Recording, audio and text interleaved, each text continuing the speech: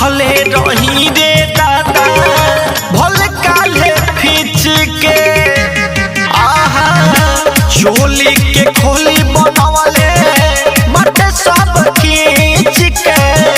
रखले रही रे दादा भल काले खींच के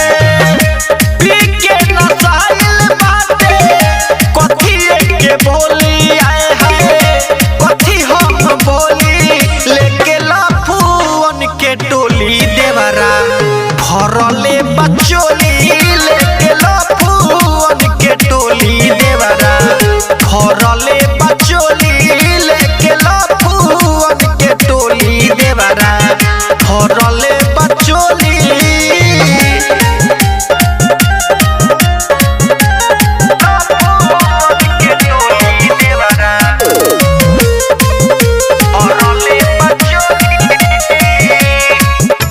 देवारा रोहितावा के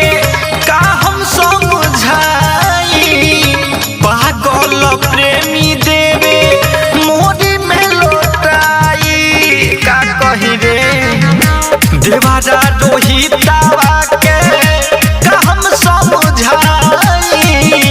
पागल प्रेमी देवे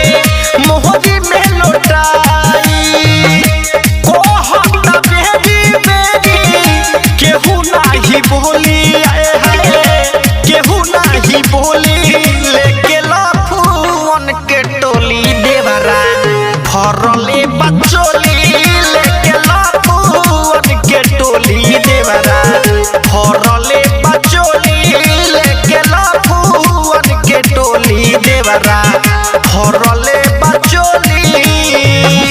डिजिटल रिकॉर्डिंग स्टूडियो मधुबन।